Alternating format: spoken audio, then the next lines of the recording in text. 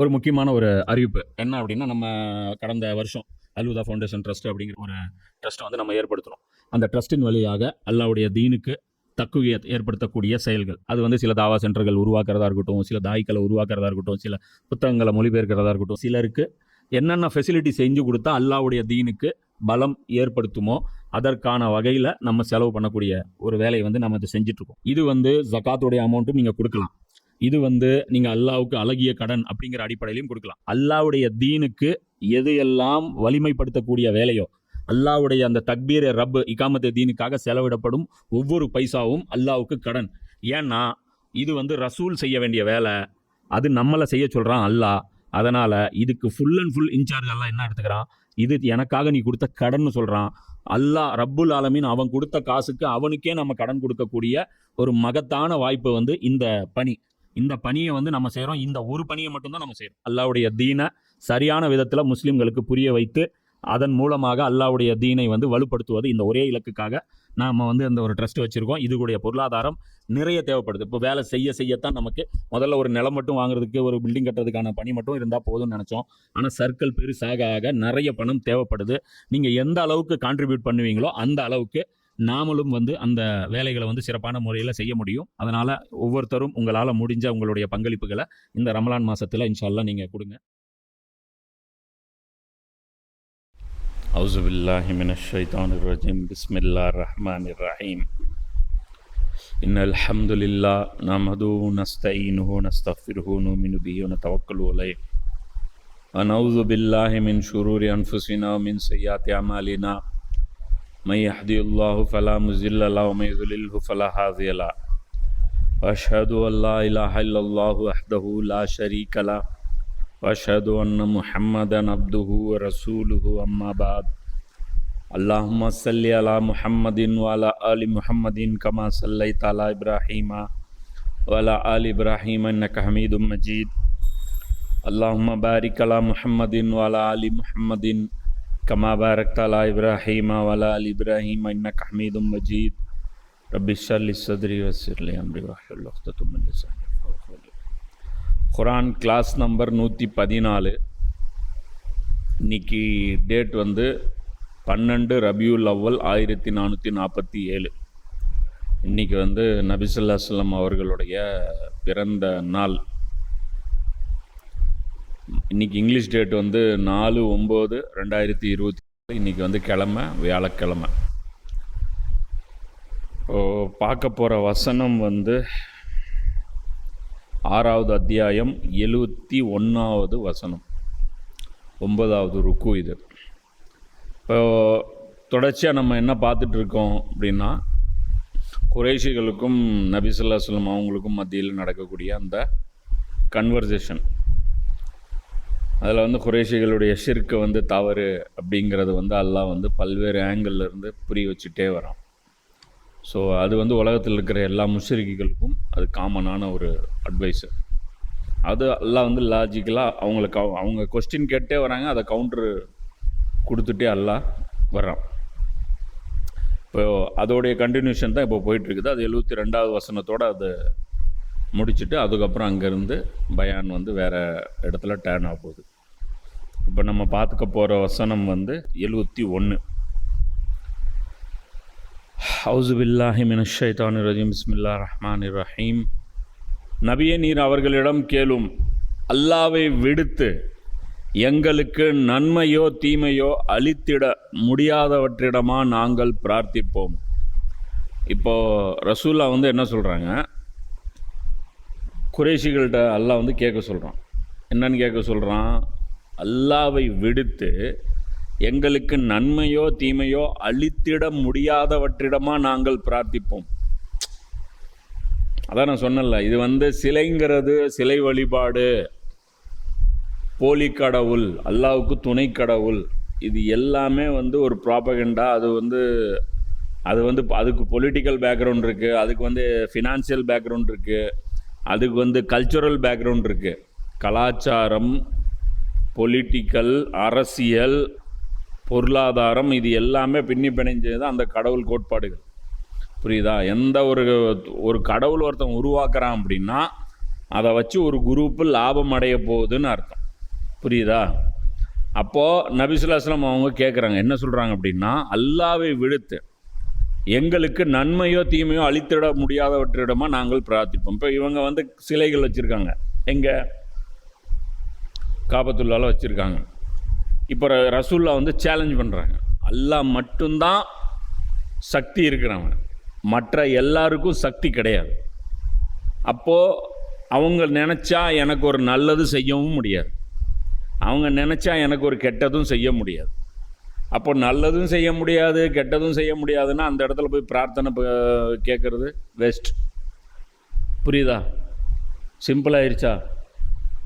இப்போது இந்த இடத்துல வந்து அவங்க ஆர்கியூமெண்ட்டுக்கு வந்திருந்தாங்கன்னு வச்சுக்கோ, இல்லை அவங்க நல்லது செய்வாங்க கெட்டது செய்வாங்க அப்படின்னா அல்ல என்ன தெரியுமா பண்ணியிருப்பான், எவன் பேசுனானோ அவன் வாயை லாக் பண்ணி வச்சுட்டு அந்த கடவுளை வச்சு வாய் ஓப்பன் பண்ணி காட்டுறான்மா. புரியுதா? இதெல்லாம் நடக்கும். இதெல்லாம் சும்மா நான் வந்து சொல்லலை. ஏன் அவங்க பதில் பேசலை அப்படின்னா இதுதான் அர்த்தம். ஏன்? அவங்களுக்கு தெரியும் யார்கிட்ட பேசிகிட்டு இருக்கிறோன்ட்டு. முகம்மதுகிட்ட பேசலாம், முகம்மதோட இறைவன்கிட்ட பேசிகிட்டு இருக்கோன்னு தெரியும். பேசிகிட்டு இருக்கிற செய்திகள் 7வது வானத்திலேருந்து வருதுன்னு அவங்களுக்கு தெரியும். அதனால் வந்து எவ்வளோ தங்களை வந்து காப்பாற்றிக்கணுமோ அதே மாதிரி என்ன சொல்கிறது, மரியாதையும் காப்பாற்றிக்கணும், எல்லார்கிட்டையும் பிரச்சனைகள் போய் பெருசாக மாட்டிக்கூடாது. அதனால் அவங்க வந்து சைலண்ட்டாக இருக்க வேண்டிய இடத்துல சைலண்ட்டாக இருந்துருவாங்க. அப்போ அது அல்லாஹ் ரசூலா சொல்கிறாங்க. இப்போ இதிலேருந்து என்ன டிக்ளேர் ஆகுது இவங்களுடைய அமைதியின் மூலமாக?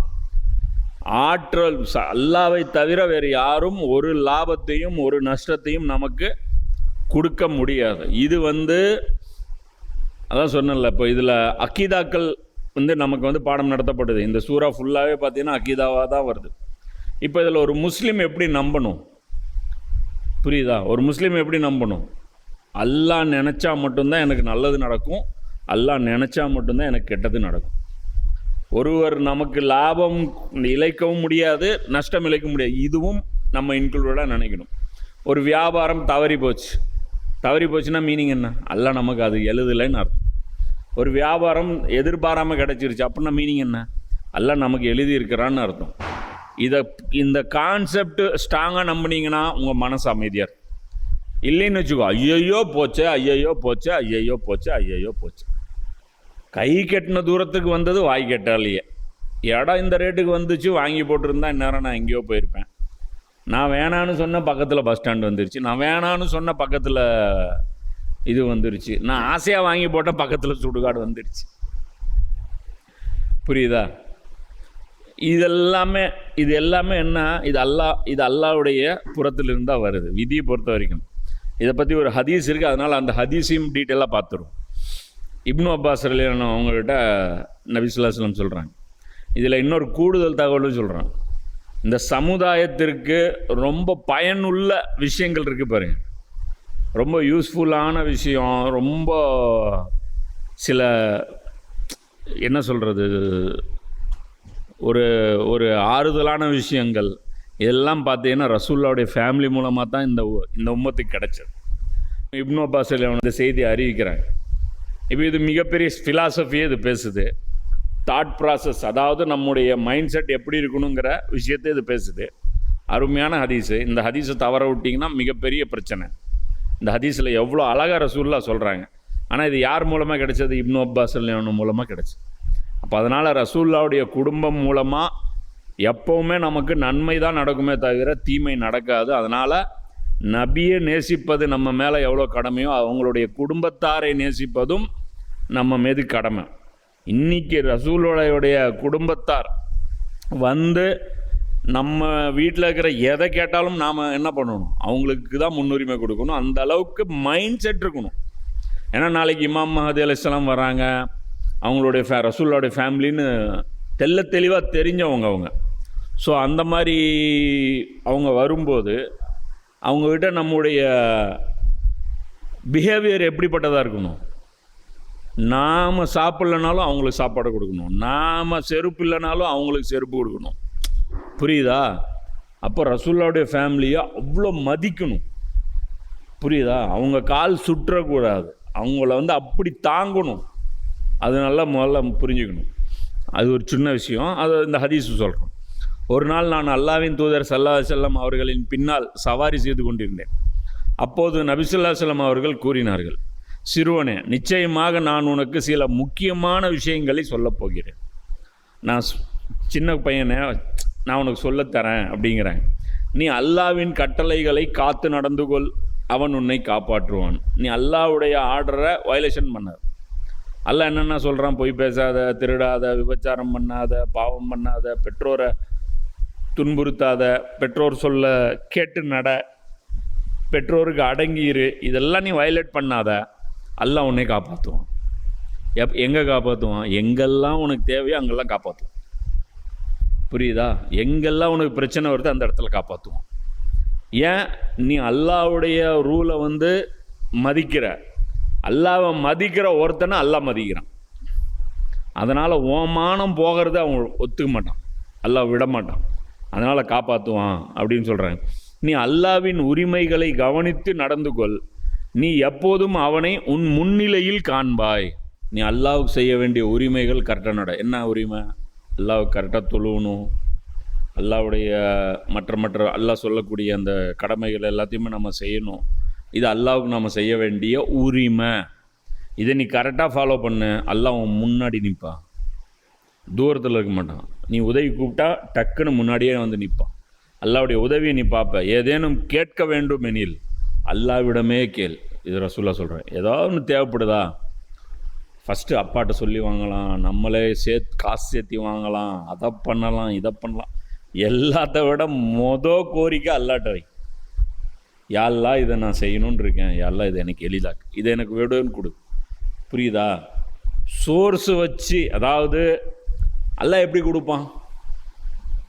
அப்பாட்ட தானே காசு இருக்குது, அல்லாஹ் எப்படி கொடுப்பான்? நான் உண்டியில் தானே சேர்த்து வச்சுருக்கேன், அல்லாஹ் எப்படி கொடுப்பான்? எனக்கு இது மட்டும்தானே சோர்ஸ் இருக்கேன், என்னுடைய சர்க்கிள் இவ்வளோ தானே அப்படின்னு நினைக்கிறேன். இது சர்க்கிள் தாண்டி ஒரு உதவி வரும்பார், அதுதான் அல்லாஹ்வுடைய உதவி. நீ நினச்சே பார்க்காத இடத்துலேருந்து வரும்பார், அதுதான் உதவி. நீ அல்லாஹ்வோட ரொம்ப சின்சியராக இருந்தீங்கன்னா இந்த மாதிரியான நீ எங்கெங்கெல்லாம் செக் வச்சுருப்ப அந்த இடத்துல அல்லாஹ் உன்னை ரிலீஸ் பண்ணி வெளியே கொண்டு வந்து. புரியுதா? இது அல்லாஹ்வுடைய ரிலேஷன்ஷிப்பு. நம்முடைய பாண்டிங் எப்படி எவ்வளோ ஸ்ட்ராங்காக இருக்கோ அவ்வளோ தூரம் அதெல்லாம் நடக்கும். நீ சொன்னினா மழை பெய்யும், நீ சொன்னினா மழை நிற்கும். அது நம்ம அல்லாஹ்வுடைய அந்த பாண்டிங் எவ்வளோ இருக்குது அதுங்கிற பொறுத்து. ஏதேனும் கேட்க வேண்டுமெனில் அல்லாஹ்விடம் கேள், உதவி தேவைப்பட்டால் அல்லாஹ்விடம் உதவி கேள், மேலும் அறிந்து கொள். லாஸ்ட்டாக அது சொல்கிறாங்க. இதுதான் அந்த ஆயத்தோட மெயின் மீனிங்கு. உலகின் அனைத்து மக்கள் உனக்கு நன்மை செய்ய ஒருங்கிணைந்தாலும் ஒன்று சேர்ந்தாலும் அல்லாஹ் உனக்காக நிர்ணயித்ததை தவிர வேறொன்றும் உனக்கு நன்மை செய்ய முடியாது. உலகத்தில் இருக்கிற எல்லாரும் சேர்ந்து உனக்கு நல்லது செய்ய முடிவு பண்ணிட்டா ஒன்றும் பண்ண முடியாது. அல்லாஹ் உனக்கு எவ்வளோ நல்லது செய்யணும்னு நினச்சிருக்காங்களோ அவ்வளோதான் செய்ய முடியும். அதே போல் அவர்கள் அனைவரும் உனக்கு தீங்கு செய்ய ஒன்றிணைந்தாலும் அல்லாஹ் உனக்காக நிர்ணயித்ததை தவிர வேறொன்றும் உனக்கு தீங்கு செய்ய முடியாது. எவ்வளோ அவங்க எஃபர்ட் போட்டாலும் என்ன ஆயிரும், அது அவங்களால ஒன்றும் பண்ண முடியாது. மனுஷன் அமைதி இல்லாமல் ஏன் இருக்கான்? ஐயோ இவன் பக்கத்து இடக்காரத்து பிரச்சனை, இவன் பிரச்சனை, அவன் பிரச்சனை, பக்கத்தில் கடை வச்சிட்டான் அவன் பிரச்சனை, இவன் வச்சிட்டான் அது பிரச்சனை, பிஸ்னஸில் போட்டி வந்துருச்சு பிரச்சனை, இவன் ரிஸ்க்கை பறிச்சிருவானோ அவன் ரிஸ்க்கை பறிச்சிருவானோ. ஏன்டா இந்த பிரச்சனை? எவன் ரிஸ்க்கும் எவனும் பறிக்கவும் முடியாது, ஃபிக்ஸடாயிருச்சு. ரசூலா சொல்கிறாங்க, பேனா மேலே தூக்கி எடுத்து கொள்ளப்பட்டு விட்டது. பேனை மூடிட்டான் அல்ல, இனி விதியெல்லாம் புதுசாக ஒன்றும் எழுத போகிறதில்ல. நீ என்ன துவா கேட்டேனாலும் அது ஏற்கனவே எழுதியாச்சு. அல்லாஹ் நீ துவா கேட்ப அவன் கொடுப்பான் அப்படின்ட்டு எழுதிட்டான். அல்லாஹ்வுடைய அறிவு அவ்வளோ அட்வான்ஸ்டு. புரியுதா? அதனால் இந்த ரிஸ்க் விஷயத்தில், உதவி தேடுற விஷயத்தில், இதில் தான் தட்டெறிஞ்சு போய் குறுக்கு வழிக்கு போகிறது. அல்லாட்ட கிடைக்கல அதனால் தர்காவில் ட்ரை பண்ணுவோம், அல்லாட்ட கிடைக்கல சர்ச்சில் ட்ரை பண்ணுவோம், அல்லாட்ட கிடைக்கல கோயிலில் ட்ரை பண்ணுவோம், வேறு மந்திரம் தாயத்தை போடுவோம், அந்த தகடை வைப்போம், அஜரத்து கூப்பிட்டு குரான் காணி வைப்போம், ஃபாத்தியா செய்வோம், அதை பண்ணுவோம், இதை பண்ணுவோம். எல்லாத்துக்கும் காரணம் இதுதான். இங்கே அல்லாஹ் தான் எல்லாமே சோர்ஸ் அப்படிங்கிறது புரிஞ்சுக்க முடியுது. இது திருமதியில் 2516வது ஹதீஸ். அல்லாஹ் எங்களை நேரான வழியில் செலுத்திய பிறகு முந்தைய நிராகரிப்பு நிலைக்கு நாங்கள் திரும்பி விடுவோமா? ஒருவருக்கு அவருடைய நண்பர்கள் நேர்வழி காட்டி எங்களிடம் வந்துவிடு என அழைத்து கொண்டிருக்கும் போது ஷைத்தான்கள் அவரை வழிகெடுத்து அதன் காரணமாக பூமியில் அவர் தட்டழிந்து திரிவதை போன்று நாங்கள் ஆகிவிடுவோமா என்ன? இப்போ இந்த இடத்துல அல்லாஹ் இன்னொரு ஆங்கிள்லேருந்து அவங்கள புரிய வைக்கிறான். என்ன புரிய வைக்கிறான்? இவங்க இஸ்லாத்தை ஏற்றுக்குங்கன்னு சொல்லி கூப்பிட்டுட்ருக்காங்க. யார்? நபி ஸல்லல்லாஹு அலைஹி வஸல்லம் அவங்களும் முஸ்லீம்களும். அவங்க என்ன சொல்லிட்டுருக்காங்க? நீங்கள் எங்கள் வழிக்கு வாங்க அப்படின்னு சொல்லி கூப்பிட்டுட்ருக்காங்க. இப்போ இது அல்லாஹ் என்னங்கிறான்? அல்லாஹ் எங்களை நேரான வழியில் செலுத்திய பிறகு முந்தைய நிலைக்கு நாங்கள் திரும்பி விடுவோமா? என்னப்பா அது? அல்லாஹ் எங்களுக்கு தெளிவு கொடுத்துட்டான், இதுதான் ஹக்கு புரிஞ்சு போச்சு, எங்கள் கண்ணுக்கு முன்னாடி நாங்கள் அல்லாஹ்வுடைய அத்தாட்சிகளை பார்க்குறோம், அல்லாஹ்வுடைய ரசூல் மத்தியில் இருக்காங்க, குர்ஆன் இறங்கிட்டு இருக்கு, எங்களுக்கு ஹிதாயத்து கிடச்சிட்ருக்கு, மறுபடியும் நாங்கள் திரும்பி போயிடணும்னு நீங்கள் நினைக்கிறீங்களே, உங்களுக்கு என்ன பைத்தியம் பிடிச்சி போச்சா? அதுக்கு எக்ஸாம்பிள் ஒன்று கொடுக்குறாங்க. எப்படிப்பட்ட எக்ஸாம்பிள் அப்படின்னா, ஒருவருக்கு அவருடைய நண்பர்கள் நேர் வழிகாட்டி, உதாரணத்துக்கு பாலைவனத்தில் ஒருத்தன் போகிறான். இப்போ இந்த இடத்துல அரபி டெக்ஸ்ட்டுக்கு அங்கே மீனிங் என்ன அப்படின்னா, வழி தெரியாமல் பாலைவனத்தில் ஒருத்தன் திரிஞ்சிட்டு இருக்கான், வழியே தெரியல, இப்படி போகிறான் அப்படி போகிறான் அப்படி போகிறான். கடைசியாக பார்த்தா அவனுக்கு தெரிஞ்சவங்க ஒரு குரூப் பாதையே போயிட்டுருக்காங்க. டக்குன்னு பிடிக்கிறாங்க, டே என்னடா இங்கே சுற்றிக்கிட்டு இருக்கிற, வாடா எங்கள் கூட சேர்ந்துக்கடா அப்படின்னு கூப்பிட்றாங்க. ஆனால் அந்த பைத்தியக்காரன் அவன் எப்படி இருக்கிறான் அப்படின்னா, அவனுக்கு மைண்டு சுத்தமாக ஆஃப் ஆயிடுச்சு. இவங்க சொல்கிறது எதுவுமே அவன் மைண்டில் இல்லை. இவனை அவங்க விட்டுட்டு போனால் இவன் அழிஞ்சு போயிடுவான். ஏன்னா பாலைவனத்தில் வழி தவறுங்கிறது சாதாரண விஷயம் கிடையாது. சமீபத்தில் நடந்த ஒரு விஷயம், ரியாதிலிருந்து ஒரு டீம் போனாங்க. எதுங்க போகிறாங்க, ஞாயிற்றுக்கிழமை சனி ஞாயிறு லீவு கிடச்சது அப்படின்னு சொல்லிட்டு அப்படியே ஜும்மா தொழுதுட்டு அதுக்கப்புறம் சுற்றி பார்க்குறதுக்கு 2 பேர் பெரிய ஒரு லேண்ட் ரோவர் காரில் எடுத்துகிட்டு போனாங்க. நல்ல குவாலிட்டியான கார் தான், 4 வீல் டிரைவ் தான், பெரிய பெரிய டியூன்லாம் அசால்ட்டாக கிடக்கக்கூடியது தான். ஆனால் டேங்க்கு சின்னதில்லை, டீசல் வேணும்ல. போட்டாங்க ஜிபிஎஸ்ஸு. சில சமயம் ஜிபிஎஸ் சிக்னல் இல்லைன்னா ராங் ரூட்டு காட்டும். ஜிபிஎஸ் சிக்னல் வீக் இருந்துச்சுன்னா எதையோ ஒன்று காட்டும், கிழக்க மேற்குன்னு காட்டும், மேற்க கிழக்குன்னு காட்டும். அது டோட்டலாக மாட்டிக்கும். எங்களுக்கு தெரியுமில்ல, நாங்கள் எத்தனை இடத்துல டேஸ்டாமில் ராஜஸ்தானில் நாங்கள் தட்டறிஞ்சு திரிஞ்சிருக்கோம். எல்லாம் போயிட்டு இந்த பக்கம் போயிட்டு வேறு ஏதோ ஒரு ஊரில் எந்திரிச்சு வெளியே வரும். போகிறது சங்ககிரிக்காக இருக்கும், பார்த்தா நாமக்கல்லில் போய் எந்திரிச்சு அங்கேருந்து கிளம்பி மறுபடியும் சங்ககிரி எங்கே இருக்குன்னு விசாரிச்சுட்டு அப்படி வருவோம். அவ்வளோ தூரம் டூர் அடிப்போம். இந்த பாலைவனத்தில் இவங்க போனவங்க செத்தே போயிட்டாங்க. செல்ஃபோன் டவர் அவுட்டு, ரூட்டும் தெரியல, உள்ளே போனாங்க ஒரு 100-150 கிலோமீட்டர் என்னமோ போயிட்டாங்க. அவ்வளோதான், இருந்த ஃபுட்டை மட்டும் சாப்பிட்டுட்டாங்க. கடுமையான வெயில், என்ன பண்ணுவ? தண்ணியும் இல்லை, இருக்கிற தண்ணியெல்லாம் தீர்ந்து போச்சு. அது மெயின் ரூட்டு கிடையாது, யாரும் அந்த பாதையில் வரமாட்டாங்க. இவங்க போனது அட்வென்ச்சருக்கு முடிஞ்சது. அப்புறம் பார்த்தா 10 நாள் கழித்து வண்டியிலே சமாதி எலும்புக்கூடு. இது இன்றைய நிலவரம். இவ்வளோ தொலைத்தொடர்பு சாதனங்கள் இருக்கும்போது அன்றைக்கி ஒட்டகத்தில் போகிறவனுடைய நிலைமையை நினச்சிப்பார். விட்டுட்டான ரூட்டை, அவ்வளோதான், செத்தான். புரியுதா? அப்போ அவங்களுக்கு புரிகிற பாஷையில் எல்லாம் சொல்கிறான். இவ்வளோ கிரிட்டிக்கல் சிச்சுவேஷனில் உனக்கு ஒருத்தன் ஆள் கிடைக்கிறது பெரிய விஷயம். இப்போ இந்த வண்டிக்காரங்களுக்கு ஒரு ஆள் கிடச்சி, இந்தப்பா தண்ணி குடிப்பா, எங்கள் வண்டியில் ஏறிக்கோப்பா, அந்த வண்டியில் பெட்ரோல் இல்லையா அதை விட்டுரு அப்புறமா பார்த்துக்கலாம் அப்படின்னு சொல்லி கூட்டிகிட்டு போனால் நீ மேலே ஏறியா? அவங்க உக்காந்துக்கிட்டு இங்கே வண்டிக்குள்ளே நாங்கள் ஜாலியாக இருக்கோம், நீ வா. ஏண்டா முட்டாளு, யாரை கூப்பிட்றதுன்னு ஒரு கணக்கு வேண்டாமா? நீ எதுக்கு அவங்கள கூப்பிட்ற? இதுதான் அல்லாஹ் சொல்கிறான். புத்தி இழந்து அவன் இருக்கிறான். ஒருவருக்கு அவருடைய நண்பர்கள் நேர்வழி காட்டி எங்களிடம் வந்துவிடு என அழைத்து கொண்டிருக்கும் போது ஷைத்தான்கள் அவரை வழிகெடுத்து அதன் காரணமாக பூமியில் அவர் தட்டெழிந்து திரிவதை போன்று நாங்கள் ஆகிவிடுவோமா என்ன? நாங்கள் இப்படி போயிடுவோமா என்ன அப்படின்னு சொல்லிட்டு அது அல்லாஹ் கேட்குறான். இதில் இன்னொரு முக்கியமான விஷயம் இருக்குது. என்ன அப்படின்னா ஜமாத், அதாவது ஒரு கூட்டாக சேர்ந்திருப்பது. புரியுதா? இப்போ கூட்டாக சேர்ந்துருக்கும்போது என்ன நடக்கும் அப்படின்னா, தனிமையாக நம்ம இருக்கும்போது, ஒரு ஃபேமிலி இருக்க, தனிமைனா தனி ஆள் இல்லை, ஃபேமிலினே வச்சுக்கோ. ஃபேமிலி தான் ஒரு தனி ஃபேமிலியாக நீ இருக்கிற. ஒரு ஆம்பளை, அவன் தான் தீனை வந்து கொஞ்சம் அண்டர்ஸ்டாண்ட் பண்ணியிருக்கான். மனைவி வந்து தீனில் வீக்கு, அம்மா தீனில் வீக்கு, சகோதரன் சகோதரியெல்லாம் தீனில் வீக்கு. டெய்லி போராட்டமாக இருக்கும். ஏதோ ஒரு ப்ரெஷரில் ஒரு நாளில் என்ன பண்ணுவோம், சிப்போ ரொம்ப நச்சுன்னு 5 பேர் சேர்ந்து நீ போட்டு ரொம்ப அட்டாக் பண்ணுறீங்க, பண்ணிக்கோ. ஏதோ ஒரு ப்ரெஷர் கொடுத்து தீனுக்கு மாற்றமாக ஒரு காரியம் பண்ண வச்சிட்டாங்க.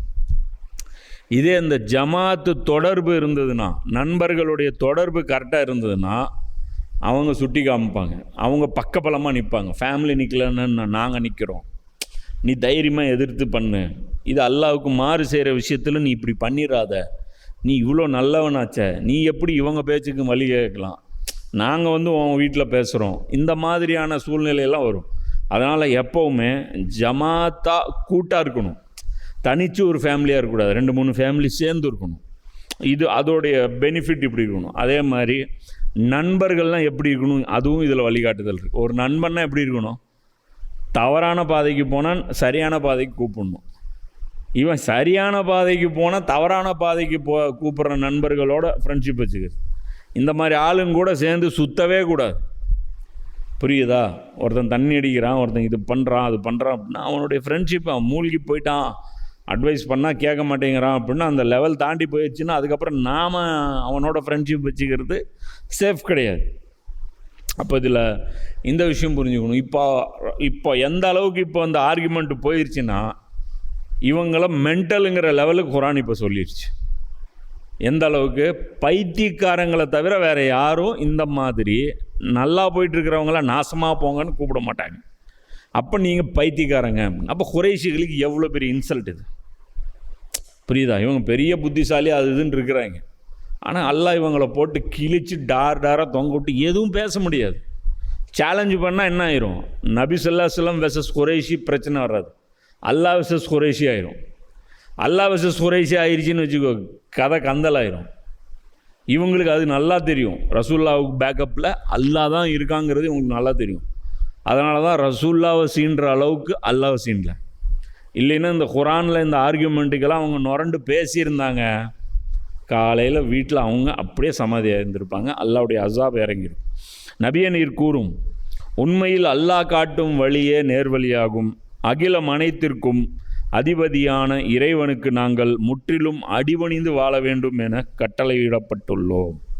இப்போ இந்த இடத்துல அல்லாஹ் சொல்கிறான், இது வந்து குரானுடைய அழைப்பு சுருக்கமாக ஒரே இதில் சொல்லணும் அப்படின்னா இந்த ஒரு ஆயத்து, குட்டி ஆயத்து. இதில் அப்படியே அல்லாஹ் இந்த ஒரு சென்டென்ஸில் முடிச்சிடறோம். குரான் என்ன சொல்லுது, அல்லாஹ் காட்டும் வழியா நேர்வழி, இது ஒன்று சொல்லுது. ரெண்டாவது என்ன சொல்லுது, அகிலம் அனைத்திற்கும் அதிபதியான இறைவனுக்கு நாங்கள் முற்றிலும் அடிபணிந்து வாழ வேண்டும் என கட்டளையிடப்பட்டுள்ளோம். அல்லாஹ் தான் நேர்வழி காட்டுறான், அந்த நேர்வழியில் அல்லாஹ்வுக்கு நாங்கள் முற்றிலும் அடிபணிந்து, அல்லாஹ்வுக்கு அடிபணியணும். அதுவும் எப்படி அடிபணியணும், தொழுகையில் அடிபணியணும், கல்யாண விஷயத்தில் அடிபணியக்கூடாது, தொழுகையில் அடிபணியணும், வியாபாரத்தில் அடிபணியணும், இப்படி இல்லை, எல்லாமே அல்லாஹ்வுடைய வழிகாட்டுதல் படி இருக்கணும். இது கட்டளையிடப்பட்டுள்ளோம். கட்டளையிடப்பட்டுள்ளோம் அப்படின்னா இதெல்லாம் என்ன அர்த்தம், இது வந்து கவர்மெண்ட் ஜியோ பாஸ் பண்ணியாச்சு, இது ஆர்டரு, ரெக்கமெண்ட் கிடையாது. இதுதான் மௌலானா மௌலவி சொல்லுவார், குரானில் இந்த வசனங்கள்லாம் வருது இல்லை, இது என்ன ரெக்கமெண்டேஷனா, ட்ரை பண்ணி பாருங்கள். வழியில் சோப் விற்கிறவங்க இவங்கெல்லாம் வந்து போடுவோம், சார் ஒன்று ட்ரை பண்ணி பாருங்கள் சார், ஒரு கரை கொடுங்க பாரு, நான் துவைச்சி கட்டுறேன், இது அந்த மாதிரி அட்வைஸ் இல்லை. டேய் செய்டா, இஷ்டம் இல்லைனாலும் செய்டா, இல்லைன்னா மவனை நீ மாட்டின காலி. இது ஆர்டரு, மிரட்டுறது. இங்கே வந்து கெஞ்சுறது இல்லை, புரிய வைக்கிற. நீ அல்லாட்ட புரிய வைக்கிறதுக்கு, அல்லாட்ட நீ நல்ல விதமாக நடந்தீங்கன்னா உன்னை கன்னத்தில் தடவி அழகாக புரிய வைப்பான். நீ திமிரு பேசுனீன்னா ஓம் பாஷை அல்லாஹ் பேசுவான், புரியுதா? ரொம்ப ரோகம் நடந்தேன்னு வச்சுக்கோ, துனியாவிலேருந்தே அல்லாஹ் வழி கிளியர் பண்ணிடுவான், துனியாவிலே உன்னை காலி பண்ணி விட்ருவான். இப்போ இந்த இடத்துல அல்லாஹ் என்ன சொல்கிறான், முழுமையாக கட்டுப்படுங்க, அப்படின்னு நல்லா சொல்கிறோம். மேலும் தொழுகை நிலைநிறுத்துங்கள், அவனுக்கு மாறு செய்வதிலிருந்து தவிர்ந்து கொள்ளுங்கள், ஏனெனில் நீங்கள் அவனிடமே ஒன்று சேர்க்கப்படுவீர்கள் என்று நாங்கள் கட்டளையிடப்பட்டுள்ளோம். இப்போ இந்த இடத்துல அல்லாஹ் என்ன சொல்கிறான்? அல்லாஹ்வுக்கு கட்டுப்படுங்க. இப்போ நம்மளை மாதிரி முஸ்லீம் சமூகம் இருக்குது. நம்ம ஆட்கள்கிட்ட கூப்பிட்டு ஜும்மாவுக்கு வராங்களையா தொழுகைக்கு, அவங்கள எல்லாரையும் ஒரு இடத்துல அடைச்சி வச்சுட்டு, நீங்கள் எல்லாரும் அல்லாஹ்வை இறைவனை ஏற்றுக்கிட்டீங்களா அப்படின்னு கேளுங்க. ஆமாம் அப்படிமா. நீங்கள் எல்லாரும் அல்லாஹ்வுக்கு கட்டுப்பட்டு நடப்பீங்களா? ஆமாம் அப்படிமா. நீங்கள் எல்லாரும் அசர் தொழுகைக்கு நாளைக்கு இன்றைக்கி வருவீங்களா அப்படின்னா மாட்டேம்மா. என்ன, எனக்கு வேலை இருக்குச்சு, நான் ஜும்மா தொழுதுட்டேன், என்னுடைய பாவம் போன ஜும்மாவிலேருந்து இந்த ஜும்மா வரைக்கும் என்னுடைய பாவம் வந்து போயிடுச்சு, இப்போ என்ன பண்ணுங்க அசர்லாம் கூப்பிட்றீங்க, 5 நேரம் தொழுகைன்னா அது ரமலானுக்கு மட்டும்தானே. இதுதான் உங்களுக்கு கான்செப்ட். இப்படி தான் டியூன் பண்ணுறாங்க உலமாக்கள். இவ்வளோ தீன் போதும், சொர்க்கத்துக்கு போகிறதுக்கு இவ்வளோ போதும், மீதி ஏதாவது பிரச்சனைனா நாங்கள் பார்த்துக்குவோம். ஒவ்வொரு உலமாவுக்கும் நீங்கள் ஜக்காத்தை கொடுத்துருங்க, ஒரு லுங்கி வாங்கி கொடுத்துருங்க, நீங்கள் இது பண்ணி கொடுத்துருங்க, நாங்கள் பார்த்துக்குறோம். இப்போ இந்த இடத்துல அல்லாஹ் என்ன சொல்கிறான்? இங்கே அல்லாஹ் என்ன சொல்கிறான்? கட்டுப்படுங்க, முழுசாக கட்டுப்படுங்கிறான்ல. முழுசாக கட்டுப்பட சொல்லிட்டான். கட்டுப்படுறானா இல்லையான்னு எப்படி தெரியுது? அடுத்த 1 மணி நேரத்தில் தெரிஞ்சிடும். ஒரு பாங்கில் இவன் சாய வெளுத்துரும். அடுத்த 1 ஹவரில் மத்தியானம் 2 மணிக்கு இந்த வசனம் கேள்விப்படுறான்னு வச்சுக்கோ, அசர் பாங்கு வந்துருச்சுல, கட்டுப்படணும்ல, ஐயால சலாத் கூப்பிட்டாங்கள, போகணும்ல. அப்போ நீ என்ன அர்த்தம்? போகல, அப்போ நீ யார்? கட்டுப்பட மாட்டேன்னு சொன்ன ஆள் தானே. அப்போ நீ யார்? நீ முஸ்லீமே கிடையாது. இன்னும் பெரிய பெரிய கடமைகள் காத்துட்ருக்கு. இந்த சின்ன கடமையே உன்னால், இதுக்கே நீ ஃப்ரண்ட்டில் வர மாட்டேங்கிற, இதுக்கே நீ உன்னுடைய டைமை ஒதுக்க மாட்டேங்கிற, இந்த டெஸ்ட்டுக்கே நீ ஃபெயில்னால் இனி நீ என்ட்ரன்ஸ் எக்ஸாம்லேயே ஃபெயில். அதுக்கப்புறம் உள்ளே கொண்டாந்து வச்சு உன்னை எக்ஸாம் 1 வருஷம் உன்னை பாடம் நடத்தி புக்கு கொடுத்து எதுக்கு? என்ட்ரன்ஸ்லேயே காலி, அப்படியே ஒளிஞ்சு போயிரு.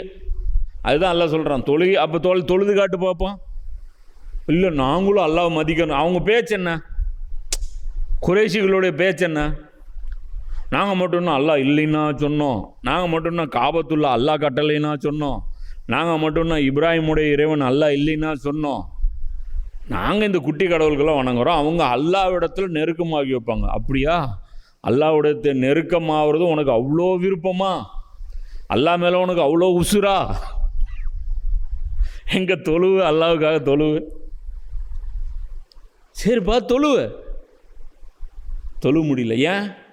தொழுதா பக்கத்தில் பிலால் நிற்பார், பிரச்சனை இல்லை. இவனுக்கு தாருணதுவாக்குள்ளே பிலாலை விடுவானா? வேலை செய்கிறதுக்கு வருவார், டம்ளர் எடுத்துக்கு வருவார், டீ சப்ளை பண்ணுறதுக்கு வருவார், மறுபடியும் டீ டம்ளர் எடுத்துகிட்டு போகிறதுக்கு வருவார். தோல் நின்று தொழுவ முடியுமா?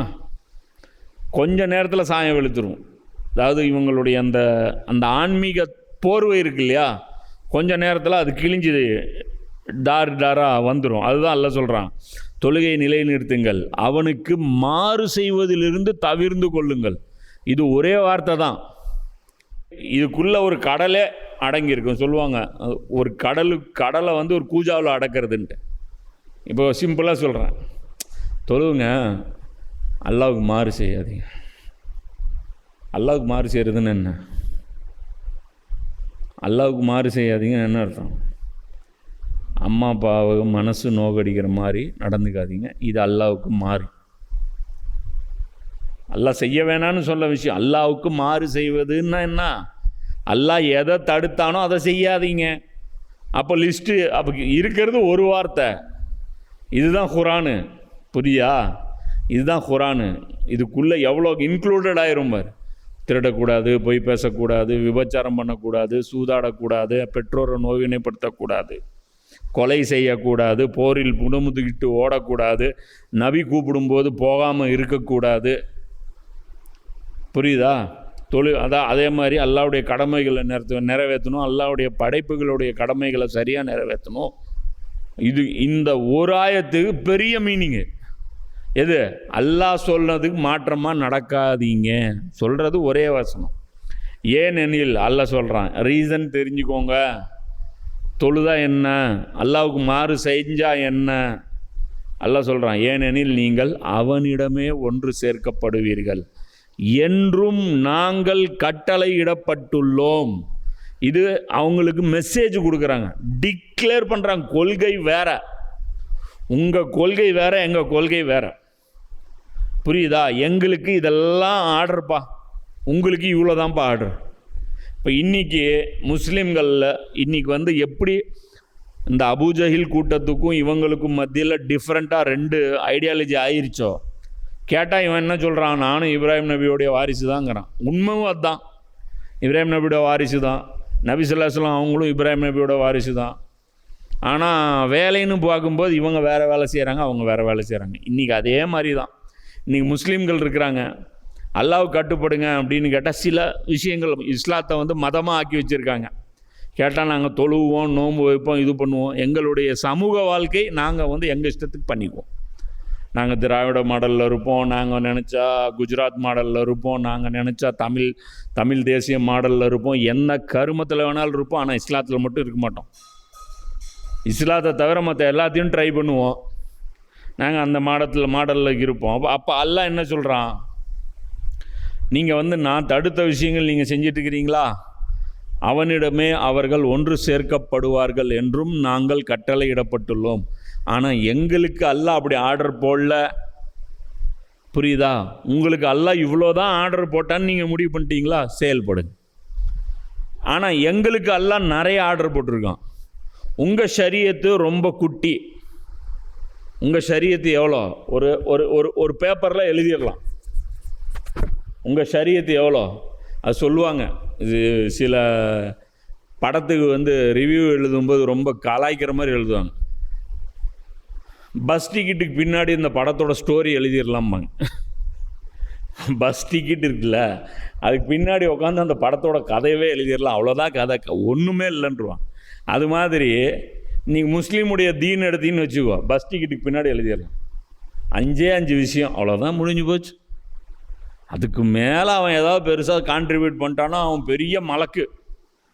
ஏதோ குரான் ஹதீஸு அறக்கட்டளை ஒன்று உருவாக்கிட்டான், மொழியாக்கம் பண்ணிட்டான், ஒரு மதரசா கட்டி கொடுத்துட்டான், அதெல்லாம் பண்ணிட்டானா ஆஹா எங்கேயோ போயிட்டான் அவன். ஆனால் அல்லாஹ் என்ன சொல்கிறான், இங்கே குரான் எவ்வளோ பொறுப்புகள் நம்ம தோள்களில் சுமத்துது. அதை சுமக்கலாம் வாங்கன்னு முஸ்லீம்களை கூப்பிட்டா ஓடுறாங்க. இந்த டேஞ்சர் கேமுக்கு எங்களை கூப்பிடாத, நாங்கள் ஆல்ரெடி ஃபிட் ஆகிட்டோம். இதே வேலை தான் அவங்களும் பார்த்துட்டு இருந்தாங்க. அதுதான் அல்லாஹ் சொல்கிறான், உங்களுக்கு புரிஞ்சிருச்சா எதெல்லாம் கடமைன்ட்டு, தீன் என்னன்னு உங்களுக்கு புரிஞ்சிருச்சா, நீங்கள் செயல்படுங்க. உங்கள் சகோதரர்கள்ட்ட சொல்லிடுங்க. அவன் ஏன் கேட்கல, எது கேட்கல, அவனை நான் டீல் பண்ணிக்கிறேன். அவன் ஏன் அடியான்னு தானே நான் டீல் பண்ணிக்கிறேன். அவனை ஒன்றும் நீங்கள் டீல் பண்ணாது, நீங்கள் அவனை விட்டுருங்க, அவன் போக்கில் விட்டுருங்க. அவன் உரண்டு பேசுகிறானா பேசட்டும், லாஜிக் பேசுகிறானா பேசட்டும். ஏன் அந்த அல்லாமா சொல்லலை, ஏன் இந்த அல்லாமா சொல்லலை, ஏன் இந்த காலத்தில் வாழ்ந்த அறிஞர்கள் சொல்லலை, ஏன் அந்த காலத்தில் வாழ்ந்த அறிஞர்கள் இப்படி சொல்லலை, நீ என்ன வேணாலும் சொல்லிட்டு போ, அதை பற்றி பிரச்சனை இல்லை. புரியுதா? நாம் மட்டும் ஃபாலோ பண்ணுவோம் அப்படிங்கிறத புரிஞ்சுக்கணும். அடுத்து அல்லாஹ் சொல்கிறோம், வானங்களையும் பூமியையும் சத்தியத்தின் அடிப்படையில் படைத்தவன் அவனே. இது அல்லாஹ் சொல்கிறான், வஹுவல்லஸி ஹலகஸ் ஸமாவாதி வல் அர்த் பில் ஹக். அல்லாஹ் என்ன பண்ணால், வானங்களையும் பூமியையும் சத்தியத்தின் அடிப்படையில் படைத்தவன். இப்போ இந்த ஆயத்துக்கு 3 விஷயங்கள் இந்த ஆயத்துடைய ஒரு துண்டு தான் இது. அந்த துண்டில் பார்த்திங்கன்னா இதில் 3 விஷயங்கள் நம்ம புரிஞ்சிக்க வேண்டியது.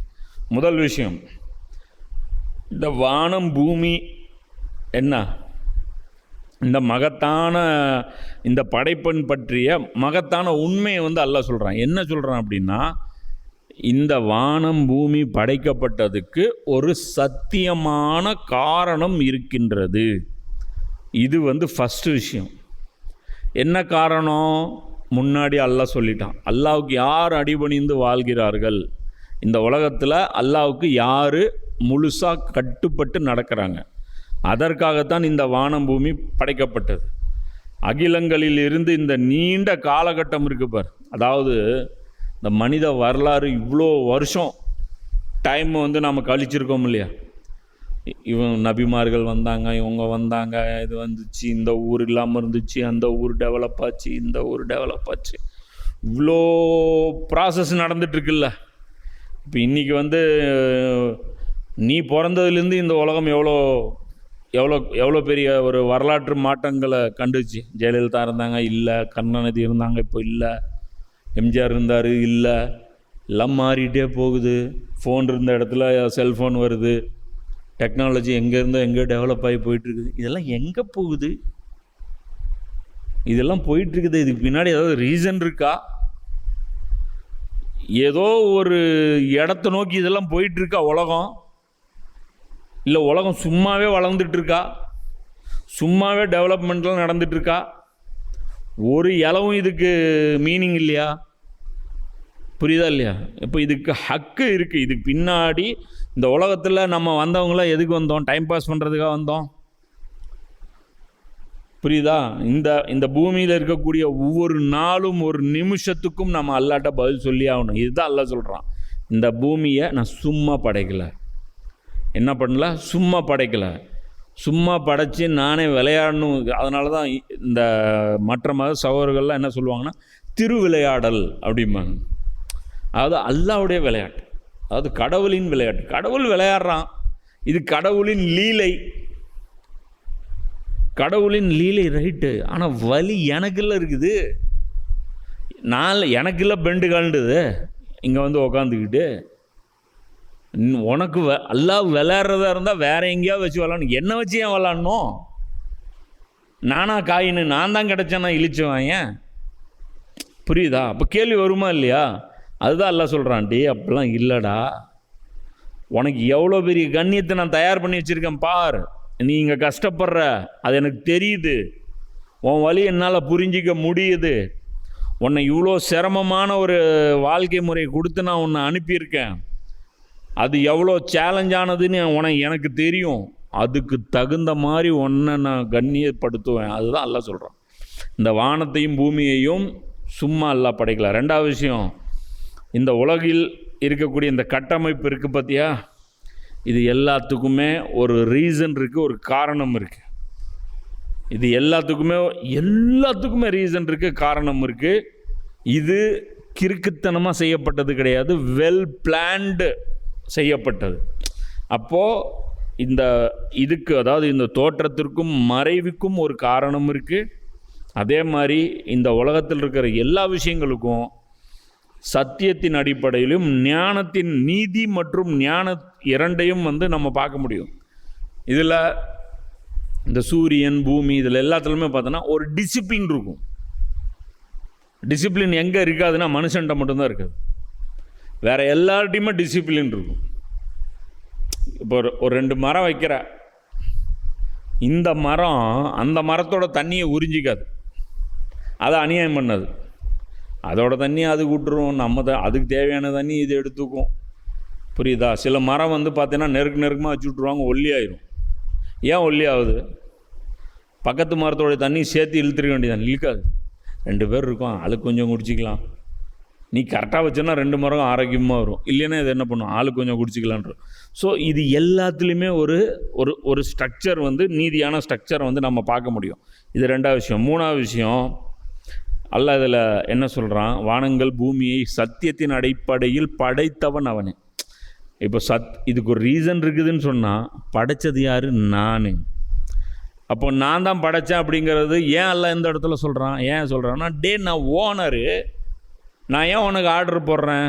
எனக்கு ஃபுல்லாக கட்டுப்பாடு, எனக்கு தொழுவு, என் கட்டளைகளுக்கு மாறு செய்யாத, ஏன் நான் உனக்கு ஆர்டர் போடுறேன் அப்படின்னா, நான் உன்னுடைய ஓனர். உன்னை எப்படி வேணாலும் நான் யூஸ் பண்ணுவேன். அதை நீ முதல்ல புரிஞ்சிக்கணும். புரியுதா? அப்போது இப்போ இன்றைக்கி பார்க்கும்போது சில விஷயங்கள் நமக்கு தெரியும். என்ன தெரியும் அப்படின்னா, நம்மளும் ஓனராக தானே இருக்கோம்.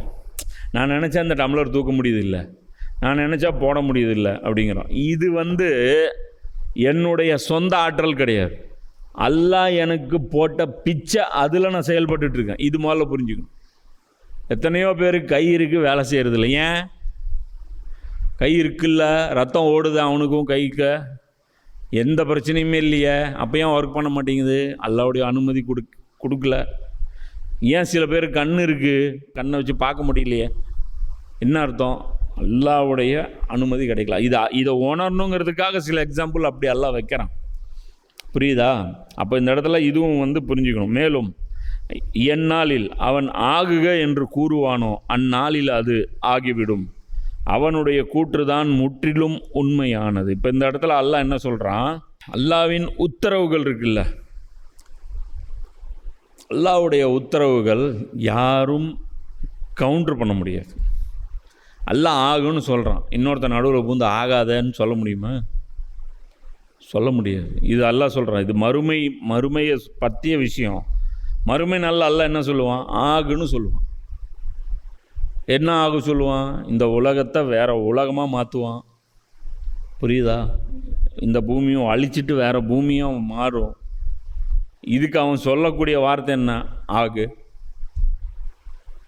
உடனே அது ஆயிரும். இதில் இன்னொரு விஷயம் புரிஞ்சுக்கணும். இது வந்து நமக்கு அல்லாஹ் சொல்கிற, அதாவது அல்லாஹ்வுடைய ஞானத்திலிருந்து அல்லாஹ் நமக்கு போட்ட பிச்சை. அதில் அவன் என்ன சொல்கிறான்? நான் ஆகுன்னு சொல்லுவேன், அது ஆயிருங்கிறான். இது என்ன? அது வாய்ஸ் கமாண்டு.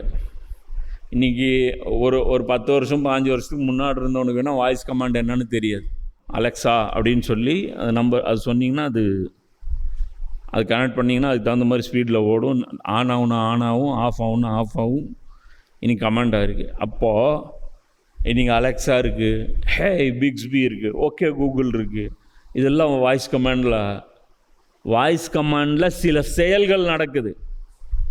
புரியுதா? வாய்ஸ் கமாண்டில் நீ கேட்டை மூட வைக்க முடியும். Close the gate, turn light off, turn fan off, close the door, எல்லாம் ஓப்பன் த டோர், எல்லாமே செய்ய முடியுது வாய்ஸ் கமாண்டில். அப்போன்னா அர்த்தம், வாய்ஸ் கமாண்டில் இது நடக்கணும்னா அதுக்கு முன்னாடி நிறைய வேலை முன்னேற்பாடோடு செஞ்சு வச்சுருக்கணும். அப்போது கியாமத் நாள் நடக்கிறதுக்கு எல்லாம் முன்னேற்பாடெல்லாம் பண்ணி வச்சுட்டு இப்போ வாய்ஸ் கமாண்டு மட்டும்தான் வச்சிட்ருக்கிறான். புரியுதா நான் சொல்கிறது? இனிமே அவன் உட்காந்து ப்ரோக்ராம் பண்ண போகிறதில்ல. அதுக்குண்டான ஹார்ட்வேர் ஒர்க்கு எல்லாம் முடிஞ்சு போச்சு. இப்போ அவன் என்ன ஸ்டேஜில் உட்காந்துட்ருக்கான்னா, சும்மா ஆகுன்னா போதும், டக்குன்னு ஆயிரும். இனிமே தான் கியாமத்துக்கு பார்த்து என்னங்க கியாமத்து எப்போங்க வரும்? நம்ம பின்னமோ செத்துட்டு கபூரில் மலைக்கு வரும்போது என்னங்க எப்போங்க எழுப்புவாங்க? என்னங்க டைம் ஆகிட்டே இருக்குது, என்ன ஒரே போர் அடிக்குது, ஜாலியாக இருக்கும். நம்ம ஒன்றும் இல்லைங்க, இப்போ தாங்க வேலை ஆகிட்டுருக்குங்க, கன்ஸ்ட்ரக்ஷன்லாம் போயிட்டுருக்குது. எப்படி கன்ஸ்ட்ரக்ஷன் போயிட்டுருக்குது, சொர்க்கத்தெல்லாம் கட்டிகிட்ருக்குறாங்க, காயணும், பெயிண்ட் அடிக்கணும், எவ்வளோ வேலை இருக்குதுங்க. இன்னும் சும்மாங்களா? இத்தனை பேர் இருக்காங்களே நரகத்தில், இத்தனை பேர் இருக்காங்க. இப்போ தான் மரம் நட்டுருக்கோம், மரம் அறுத்து காய போட்டிருக்கோம், அதெல்லாம் காஞ்சி எப்போ விறகா மாதிரி அதெல்லாம் எரிக்கணும். இல்லை, அதெல்லாம் டைம் எடுக்குங்க. எதுக்குமே டைம் எடுக்காதரா, ஆல்ரெடி பண்ணி முடிச்சிட்டேன்னா ஆகணும் சொன்னால் போதும். வாய்ஸ் கமாண்டில் வந்து நிற்கிது. இப்போது புரியுதா? ப்ராஜெக்ட் எந்த இடத்துல நிற்கிது? இப்போது ஒரு வாய்ஸ் கமாண்டில் வந்து நிற்கிது ப்ராஜெக்டு. அந்த அளவுக்கு ப்ராஜெக்டு முடிஞ்சிருச்சு. இது சொல்லி 1400 வருஷம். அதுக்கப்புறம் எல்லாம் என்னென்ன பண்ணி வச்சுருக்கான்னு தெரியல. என்ன அப்போவே ரெடிங்கிறான் அல்ல. நாளைக்கே செத்துடுறீங்களா? ரெடியாக ஆரம்பிச்சிடலாமா? ஒரு சூது தான் ஊதிட்டா பார்க்குறீங்களா? என்கிட்ட ரெடியாக இல்லைன்னு நினச்சிட்டு இருக்கிறீங்களா? ரெடியாக தான் இருக்கேன் எல்லாம் சொல்கிறான். அடுத்தது சொல்கிறான் அல்ல, மேலும் எந்நாளில் சூரியனும் எக்காலம் ஊதப்படுமோ அந்நாளில் ஆட்சி அதிகாரம் அனைத்தும் அவனுக்கே உரியதாக இருக்கும். இப்போது இந்த இடத்துல அல்ல என்ன சொல்கிறான்? ஒரு நாள் இருக்குது, அந்த நாளில் சூர் ஊதப்படும். இது மறுமை நாளை பற்றி குரானில் இன்னொரு இடத்துலையும் சொல்லப்படுது, ஹதீஸ்கள்லையும் இது வந்து சொல்லப்படுது. என்ன அப்படின்னா, மறுமை நாள் எப்போ நடக்கும் அப்படின்னா, முதல்ல ஒரு சூர் ஊதப்படும். சூர்னா என்ன? அப்படியே அந்த ஒரு இது சங்கு எடுத்து அப்படியே ஊதுவாங்க இல்லையா, அப்படியே ஒரு சவுண்டு, அது வந்து முதல்ல ஊதப்படும். இது எதுக்கு அல்லாஹ் சொல்கிறான் அப்படின்னா, இந்த வானம் பூமி காரணமே இல்லாமல் இப்படியே சுற்றிட்டு இருக்காது. என்ன அப்படி காரணம் இல்லாமல் ஒரு பக்கம் சுற்றுதுன்னே வச்சுக்கோ, அடுத்த கேள்வி என்ன இருக்கும்? சரி, இந்த வானம் பூமியை வந்து ஒருத்தன் காரணத்தோடவே படைச்சிருக்கிறானே வச்சுக்கோங்க, நன்மை தீமைன்னு ஒன்று இருக்கா?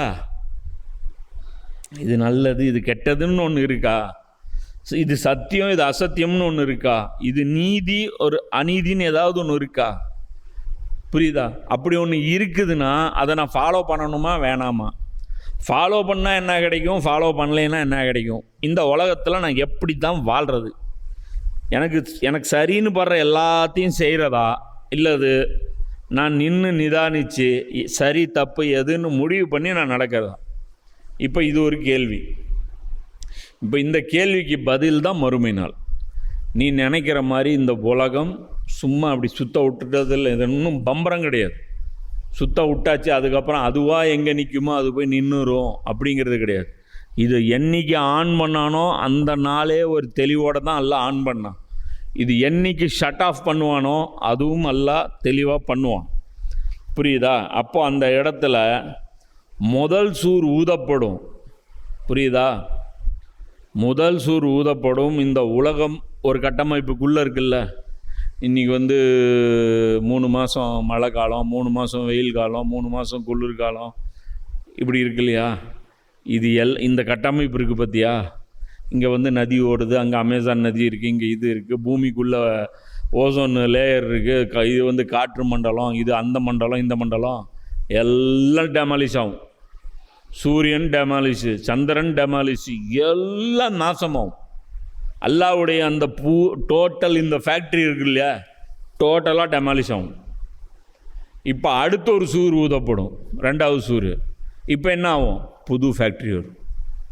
அந்த ஃபேக்ட்ரியில் எப்படி இருக்கும்? இதுக்கு முன்னாடி ஒரு ஃபேக்ட்ரி இருந்துச்சுல்ல, இப்போ நம்ம இருக்கிறோம்ல, இந்த ஃபேக்ட்ரி மாதிரி அந்த ஃபேக்ட்ரி இருக்காது. அந்த ஃபேக்ட்ரியில் என்ன இருக்கும்? ரூல்ஸ் புதுசு. என்ன? இந்த ஃபேக்ட்ரியில் நன்மை தீமை செலக்ட் பண்ணணும். அந்த ஃபேக்ட்ரியில் எதுவும் பண்ண முடியாது. இந்த ஃபேக்ட்ரியில் நமக்கு சுதந்திரம் கொடுக்கப்பட்டிருக்கு, அந்த ஃபேக்ட்ரியில் எதுவும் கிடையாது. இந்த ஃபேக்ட்ரியில் நம்ம கண்ணுக்கு மலக்குகள் தெரிய மாட்டாங்க, அந்த ஃபேக்ட்ரியில் மலக்குகள் தெரிவாங்க. இந்த ஃபேக்ட்ரியில் அல்லாஹ் பற்றி ஒன்றும் தெரியாது. அல்லாஹ் பற்றி நம்ம 0 நாலேஜில் தான் இருக்கோம், வேதத்தை படித்து தான் தெரிஞ்சுக்கிறோம். அந்த ஃபேக்ட்ரியில் அல்லாஹ் டைரெக்டாக பார்ப்போம். என்ன சொல்கிறது, நமக்கு ஒரு லாபமும் கிடைக்காது, ஒரு நஷ்டமும் அந்த கிடைக்காது. டோட்டலாக என்ன ஆயிரும்? அந்த ஃபேக்ட்ரியோடைய அந்த பொசிஷனே வேறு மாதிரி ஆயிரும். அப்போ இதை புரிஞ்சுக்கணும். புது சட்டத்திட்டங்கள் இன்றைக்கி ஃபிசிக்கல்லாக இருக்குல்ல, இன்றைக்கி ஃபிசிக்கல்லாம் என்ன, ஒரு மனுஷன் அப்படியே இருக்க முடியுமா நிலச்சி? சின்ன குழந்தையாக இருப்பான், அப்படி பெருசாக வருவான், அப்படி வயசாகிரும், அதுக்கப்புறம் அவன் டவுன் ஆயிடுவான். அங்கே என்ன ரூல்ஸு? மனுஷன் பெரியவனாக இருப்பான், அப்படியே இருப்பான், வயசாகாது. நரகத்தில் இருந்தாலும் வயசாகாது, சொர்க்கத்தில் இருந்தாலும் வயசாகாது. இங்கே மனுஷனுக்கு யாரோ ஒருத்தன் கழுத்தை அறுத்துட்டானா குத்திட்டானா செத்துருவோம். அங்கே சாவே வராது. ஒரு ஆடு வரும், மறுமை நாளில் எல்லாம் கூப்பிட்டு வருவான். இந்த ஆடை காமிச்சு எல்லாம் கேட்பான், இந்த ஆடு என்னன்னு தெரியுதாம்மா?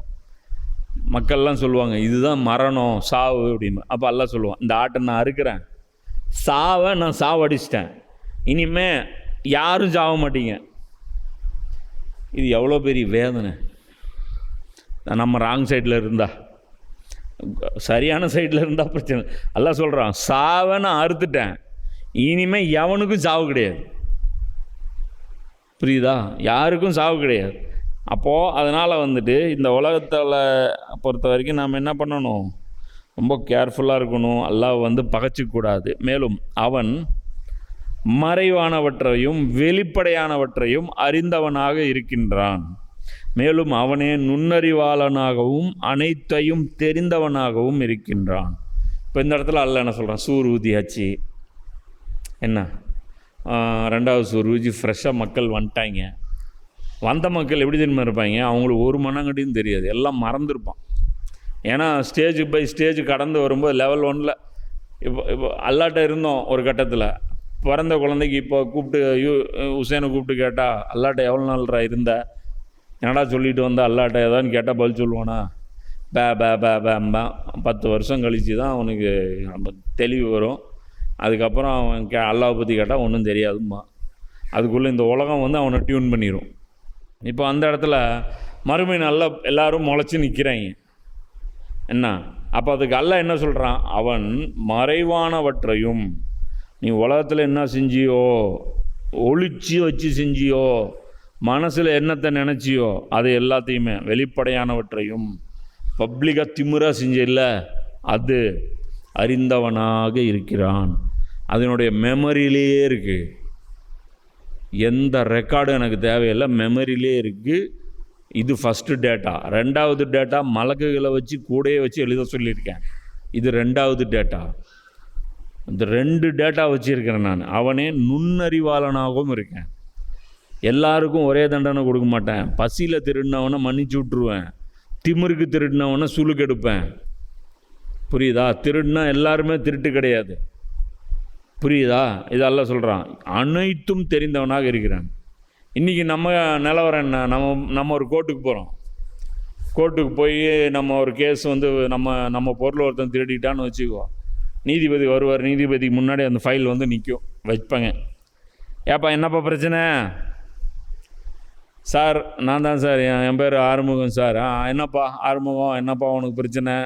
அவர் வக்கீல் சொல்லுவார், சார் என்னுடைய கட்சிக்காரர் ஆறுமுகத்துடைய ஆட்டை வந்து இவர் திருடிட்டார் அப்படிம்பார். இது வக்கீல் பேசுவார். என்ன வக்கீல் தான் சொல்லுவார், ஒவ்வொன்றா எடுத்து ஜட்ஜுக்கு சொல்லுவார். ஏன் இல்லை, ஜட்ஜுக்கு என்ன தெரியும் இந்த பிரச்சனையை பற்றி? அவருக்கு வந்து என்ன தெரியும் அப்படின்னா, திருடினா என்ன பனிஷ்மெண்ட்டு கொடுக்கணுங்கிற அந்த செக்ஷன் மட்டும்தான் அவருக்கு தெரியும். இவன் திருடினானா இல்லையான்னு தெரியாது. திருடினதா இவன் சொல்கிறான். யார் சொல்கிறான்? குற்றம் சாட்டினவன் சொல்கிறான். இப்போ அவன் ஜட்ஜு கேட்பார், சாட்சி இருக்கா, கூட்டிகிட்டு வாங்கம்பார். சாட்சி வந்து சொல்லுவார், ஆமாங்க ஐயா திருடினாருங்க ஐயா. ஆமாம், எப்படி திருடினா? நீ எப்போ பார்த்த? நீ எதுக்கு அந்த இடத்துல இருந்த? இப்படி எல்லாம் கேட்டு கிளியர் பண்ணதுக்கப்புறம் தான் ஜட்ஜுக்கு தெரியும் நிஜமாலுமே இவன் திருடி இருக்கான்ட்டு. மறுமையில இப்படியா இருக்கும் விசாரணை. வந்து நேராக நின்னோடனே, என்னப்பா ஏப்பா யார்ப்பா இது? ஏப்பா மலக்கு, ஏப்பா ஜிப்ரிலு, ஆள் யாரோ வந்திருக்கான் பாரு, என்னன்னு பார், மூஞ்சி பார்த்தா ஏதோ காலத்தை என்னன்னு பாருப்பா, இவன் ஃபைல் என்ன, என் டீட்டெயில் என்ன, எடுங்க, இருப்பா வெயிட் பண்ணு, நான் படிச்சுட்டு சொல்கிறேன். எல்லாம் நடக்காது. புரியுதா? நமக்கு 50,000 வருஷம், அவனுக்கு ஒரு செகண்டு. முடிச்சுட்டு போயிட்டே இருப்பான்ல. டக்குன்னு எடுத்து செக்ஷன் எடுத்து போட்டு போயிட்டே இருப்பான். கொத்தா நரகத்துக்கு போயிட்டே இருப்பாங்க, கொத்தா சொர்க்கத்துக்கு போகிறவன் போயிட்டே இருப்பான். அதான் அல்ல சொல்கிறான், எனக்கு உள்ளேயும் தெரியும் வெளியும் தெரியும், நீ அல்லாட்ட ஆர்கியூமெண்ட்லாம் பண்ண முடியாது. அன்றைக்கி ஒவ்வொரு நரகவாசியும் சொல்லுவான், நீ கொடுத்த தீர்ப்பு மிக சரியான தீர்ப்பு, இதை விட சரியான தீர்ப்பு யாரும் கொடுக்க முடியாது, நான் உன்னுடைய மன்னிப்பை எதிர்பார்க்குறேன். அல்ல என்ன சொல்லுவான், என்னுடைய மன்னிப்பு இப்போ கிடையாது, நீ அங்கேருந்து மன்னிப்பு கேட்டிருந்தேன்னா கொடுத்துருப்பேன், இங்கே உனக்கு கிடையாது. அப்போ அல்லாஹ்வுடைய நாலேஜ் இருக்குது. புரியுதா? அல்லாஹ்வுக்கு ஃபுல் கிளாரிட்டி இருக்கும். அதனால் யாரை தண்டிக்கணும், எப்படி தண்டிக்கணும், ஏன் தண்டிக்கணும், அவன் என்ன பண்ணிட்டு வந்தான், இதெல்லாம் என்ன மிரட்டல்? இதெல்லாம் ஏன் இந்த இடத்துல அல்லாஹ் கொண்டு வரான்? குறைஷிகளை மிரட்டுறான், ஒழுங்காக வழிக்கு வந்துரு. சாதாரண இந்த அற்ப துனியாவுடைய லாபங்களுக்காக என்னுடைய தூதரை நீ பகைச்சிக்காத. இதெல்லாம் அல்லாஹ் வார்னிங் கொடுக்குறான். இது வந்து அவங்க என்ன பண்ணுறாங்க? இதோன்னு சொன்னல 73 வசனத்தோட இவங்களோட இந்த டிபேட் வந்து முடியுது. அடுத்தது வந்து இல்திஃபா. அதாவது குரானை பொறுத்த வரைக்கும் ஒரு சப்ஜெக்டு ஒரு டீமை பார்த்து எல்லாம் பேசிகிட்டு இருப்பாங்க. அதுக்கப்புறம் அங்கேருந்து அப்படியே வேறு டீம் பார்த்து எல்லாம் பேசுவோம். இப்போ இந்த இடத்துலேருந்து 74வது வசனத்திலிருந்து 90வது வசனம் வரைக்கும் எல்லாம் வேற ஒரு சப்ஜெக்ட் போகிறான். இப்ராஹிம் நபியுடைய வரலாறு பற்றி பேசுகிறான். ஏன் எல்லாம் இந்த இடத்துல இப்ராஹிம் நபியுடைய வரலாறு பேசுகிறான் அப்படின்னா, இந்த குறைஷிகள் யார்? காபத்துல்லா இருக்குல்ல, இது யார் கட்டினது? இப்ராஹிம் நபி கட்டினது. இப்போ யார் கையில் இருக்குது? குறைஷிகள் கையில் இருக்குது. இவங்க என்ன சொல்கிறாங்க, என்ன சொல்லி மக்களை ஏமாற்றி வச்சுருக்காங்க? இப்ராஹிம் நபி இப்படி ஒரு கோயிலை கட்டி இத்தனை சிலைகளை வச்சு எங்களுக்கு கொடுத்தாரு, அதை நாங்கள் நிர்வாகம் பண்ணிருக்கோம். இதுதான் அவங்களுடைய ஆர்கியூமெண்ட். இவர் யார்? இவர் இப்ராஹிம் நபியோடைய கொள்கைக்கு மாற்றமானவர். இப்போ பஹ்ராலையும் ஆல இம்ரான்லேயும் அன்னிசாலையும் எல்லாம் என்ன பண்ணான்? அவங்களுடைய டவுசரை உருவானான். யாருடைய டவுசரு? யூதர்களுடைய கிறிஸ்தவர்களுடைய டவுசரை உருவானான். அதில் தான் வருது, டேய் இப்ராஹிமுக்கும் உங்களுக்கு என்னடா சம்பந்தம்?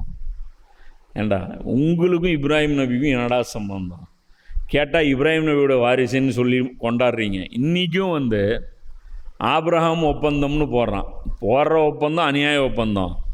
ஆனால் அது மக்கள் மத்தியில் கெட்ட பேர் ஆகாமல் இருக்கணும்னு யார் பேர் பயன்படுத்துகிறான்?